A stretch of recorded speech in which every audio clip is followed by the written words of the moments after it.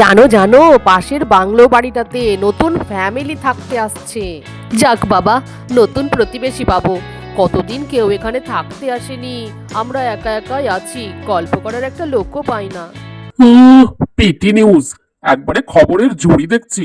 এত খবর তুমি পাও কোথা থেকে বাবা? আরে মোড়ের মাথার দোকানটাতে গিয়েছিলাম, ওখানে তো সবাই বলা বলি করছে। শাশুড়ি মার মুখে নতুন প্রতিবেশীর কথা শুনে টিয়া দৌড়ে যায়।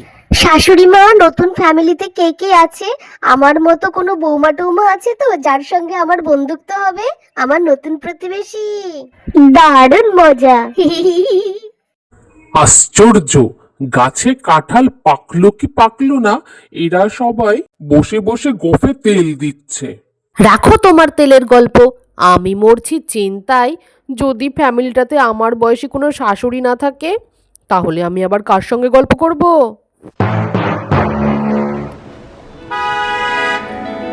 আর হ্যাঁ, ঠিক তখনই টিয়ার বাড়ির সামনের নতুন প্রতিবেশীরা চলে আসে। নতুন প্রতিবেশীর বাচ্চা থেকে বুড়ো সবাই খুব দামি দামি পোশাক পরেছিল। পাপা, তুমি গাড়ি থেকে নামো। আরে আসছি বাবা, আসছি। লাগেজগুলো সব নামিয়ে নি আগে।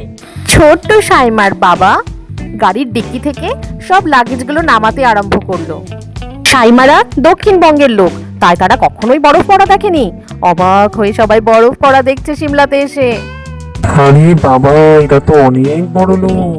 মা দেখুন, আমাদের নতুন প্রতিবেশীরা কি দারুণ দারুণ জামা পরে আছে। টিয়ার শাশুড়ি তাড়াতাড়ি করে চলে গেল নতুন প্রতিবেশীদের সঙ্গে ভাব জমাতে।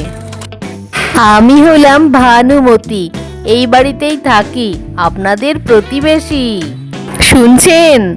এই যে শুনছেন, এইদিকে। রে বাবা, তাকাচ্ছেই না তো আমাদের দিকে। ঠিক হয়েছে, যেমনি তুমি তেমনি তোমার সঙ্গে ঠিক হয়েছে।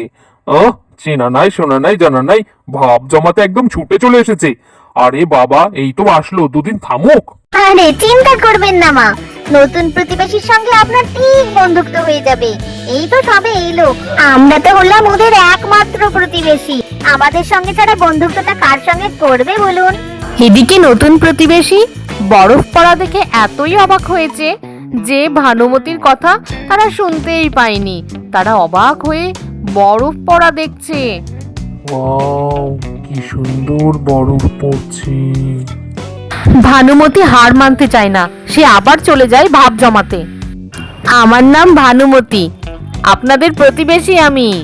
নতুন এসেছেন, কিছু লাগলে অবশ্যই জানাবেন। ঠিক আছে, ধন্যবাদ। কি গায়ে পড়া মহিলা রে বাবা, বাড়িতে আসতে না আসতেই কথা বলতে চলে এসেছে। মা, আমার মনে হয় উনি একজন সহৃদয় মহিলা, যিনি খুব চিন্তিত আমাদের জন্য। প্রতিবেশী বলে কথা, প্রতিবেশী তো একরকমের আত্মীয়ই হয় বটে। মনে হয় উনি খুব ভালো মনের মহিলা।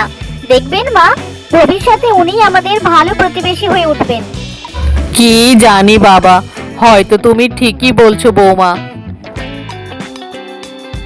একদিন বরফ পড়া বিকেলে টিয়ার মুস্কানের সঙ্গে দেখা হয়ে যায়।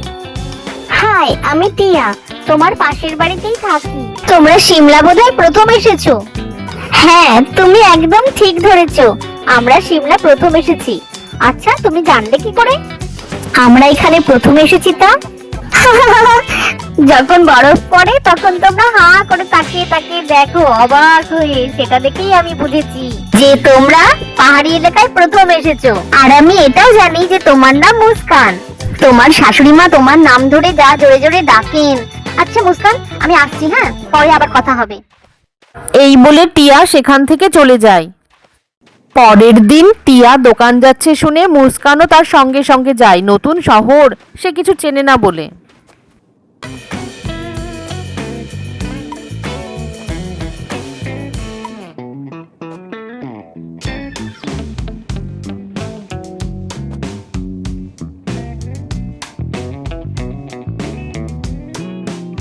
তারা দুজনে একসঙ্গে অনেক শপিং করে।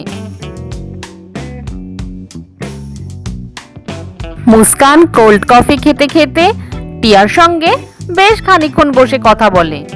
তারপর দুজনে তারা একসঙ্গে বাড়ি ফেরত যায়। কিন্তু হঠাৎ রাস্তায় তার শাশুড়ির সঙ্গে দেখা হয়ে যায়। মুস্কানের শাশুড়ি তো রেগে মেগে তাকিয়ে আছে তাদের দিকে। মুস্কান, বৌমা, তোমার এতক্ষণে সময় হলো বাড়ি আসার?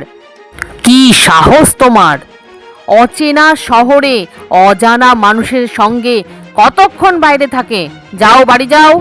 মা, টিয়া অচেনা নয়, ও আমাদের পাশের বাড়িতেই থাকে, ও আমাদের প্রতিবেশী।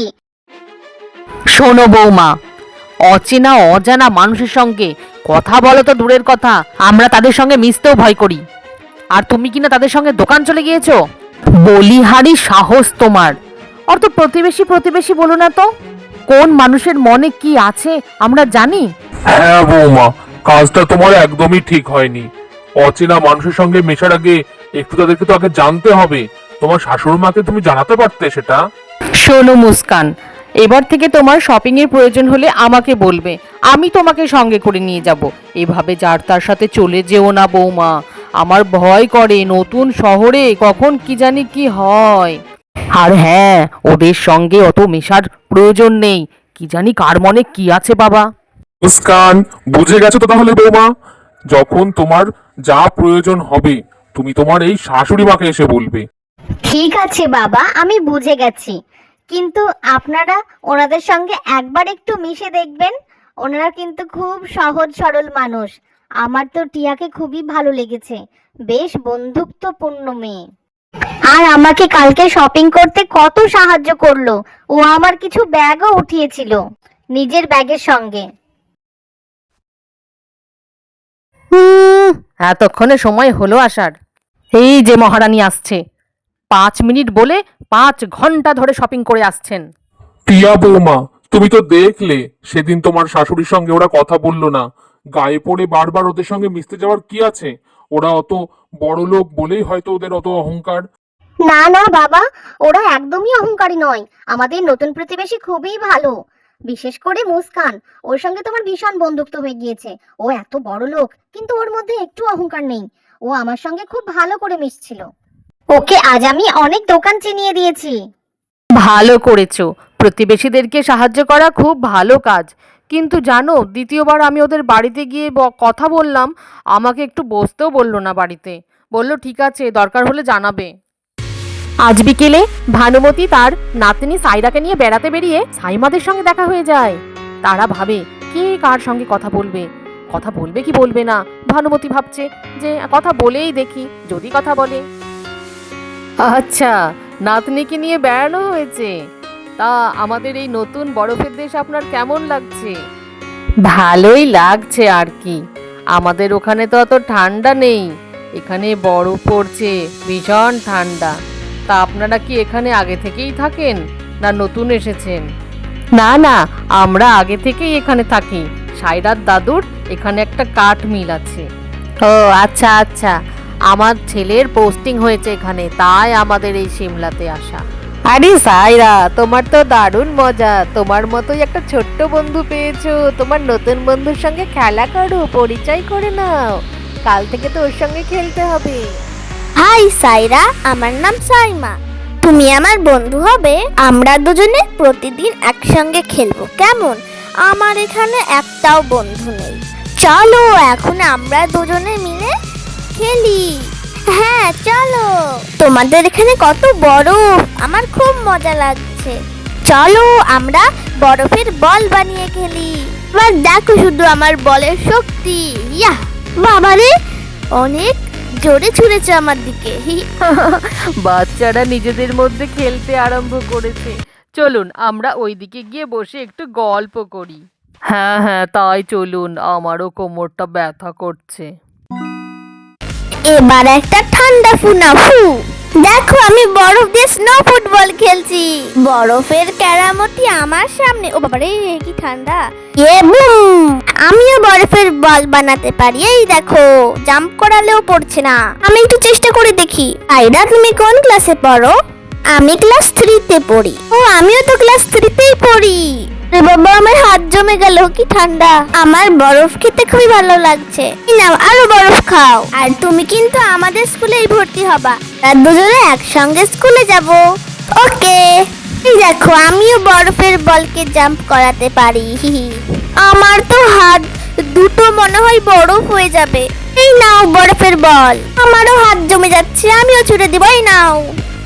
সাইমা এবং সায়রা প্রতিদিন এইভাবেই খেলতে শুরু করে। তারপরে আর বলবেন না, গামছা আমার কাঁধেই আছে আর আমি গোটা বাড়িতে খুঁজে বেড়াচ্ছি, সে কি কাণ্ড। এরপর থেকে ভানুমতির সঙ্গে তার নতুন প্রতিবেশীর খুব বন্ধুত্ব হয়ে যায়। তারা দুজনে প্রতিদিন বিকেলে দেখা করে এবং একে অপরের সঙ্গে গল্প করে। তারা এখন আগের মতো আর অপরিচিত নয়, তারা একসঙ্গে দোকানও যায়। আস্তে আস্তে দুই পরিবার অনেক ঘনিষ্ঠ হয়ে যায়। তারা যেখানে যায় দুজনে মিলে একসঙ্গেই যায়। তাদের মধ্যে বন্ধুত্বপূর্ণ সম্পর্ক গড়ে ওঠে। কিছুদিন পর মুস্কান টিয়ার কাছে এসে বলে, টিয়া, আজকের ইফতারি তোমরা সকলে আমাদের বাড়িতে করবে। আজকে তোমাদের সকলের নেমন্তন্ন থাকলো আমাদের বাড়িতে, কেমন? ওখানেই তোমরা ইফতার পার্টিতে আজকে যোগ দেবে। ইফতার পার্টি? বিশাল আনন্দের বিষয় তো সেটা। তাহলে আমি এই ফলগুলো ফ্রিজে আবার ঢুকিয়ে রাখি, আমি তো আবার এগুলো সব কাটাকাটি করতাম এখন। ভাগ্যিস তুমি আমাকে এই ফলগুলো কাটার আগে নিমন্ত্রণটা দিলে। ঠিক বলেছো, ওয়াক্তের অনেকটা আগেই কিন্তু চলে যাবে। খুব ভালো লাগছে আমার। আমরা সকলে অবশ্যই তোমার বাড়িতে আজকে ইফতার করতে যাব। মুস্কান টিয়াদের বাড়িতে ইফতার পার্টি নেমন্তন্ন দিয়ে যায়। মুস্কান বাড়ি গিয়ে ইফতারি পার্টির জন্য খাবার তৈরি করতে শুরু করে। বাবা মুস্কান, বৌমা তুমি তো অনেক খাবারের আয়োজন করে ফেলেছো দেখছি। বাহ বাহ, খুব ভালো। দেখো মেহমানদের খাতিরদারিতে যেন কোনো ত্রুটি না থাকে। হ্যাঁ মা, টিয়া আমাদের খুব ভালো প্রতিবেশী, ওদের খাতিরদারিতে কোনোই ত্রুটি আমি রাখতে চাই না। দেখুন না কত খাবার তৈরি করেছি আমি ওদের জন্য। আপনার বান্ধবীকে কি নিমন্ত্রণ করেছেন? আপনিও ওদের একবার ডেকে আসুন। আরে বৌমা, তুমি তো একদম ঠিক কথাই বলেছো। আমারও একবার ভানুমতিকে বলে আসা উচিত। ওর সঙ্গে আমার কত বন্ধুত্ব হয়েছে এখন। কত মজার মজার কথাই না আমাকে বলে ভানুমতি। চারিদিকের খবর তো ওই আমাকে দেয়, ওর কাছ থেকেই তো আমি সব জানতে পারি। তুমি ঠিকই বলেছিলে বৌমা, ওরা খুব ভালো মনের মানুষ। তাড়াতাড়ি উনি ভানুমতির কাছে যান। হ্যাঁ ভানুমতি, তোদের বাড়িতে আমার বৌমা আজকে নিমন্ত্রণ দিয়েছে ইফতারির, জানিস তো? তাড়াতাড়ি যাবে কিন্তু। আমার বৌমা ভালো আয়োজন করেছে তোদের জন্য। আরে হ্যাঁ রে জানি, আমার বৌমা আমাকে বলেছে তোর বউ মুস্কান আমাদের বাড়িতে ইফতারের নিমন্ত্রণ দিতে এসেছিল। আরে শোন না, ওই বাড়ির মেয়েটাকে সেদিন বের করে দিল না, কেন বের করে দিয়েছে আমি জানতে পেরে গেছি তো। কি? ইফতারের এখনো ঢের সময় বাকি, তাড়াতাড়ি বল আমাকে, কেন বের করে দিয়েছিল ওকে, তাড়াতাড়ি বল। তারপর তারা সবাই একসঙ্গে ইফতার করে মহানন্দে। এদিকে বাড়ির ছেলেরা তারাও একে অপরের সঙ্গে কথা বলে নিজেদের পরিচয়টা আরো পাকাপোক্ত করে নেয়। বন্ধুরা, তোমরা তোমাদের প্রতিবেশীদের কথা কমেন্ট করে আমাকে জানাও।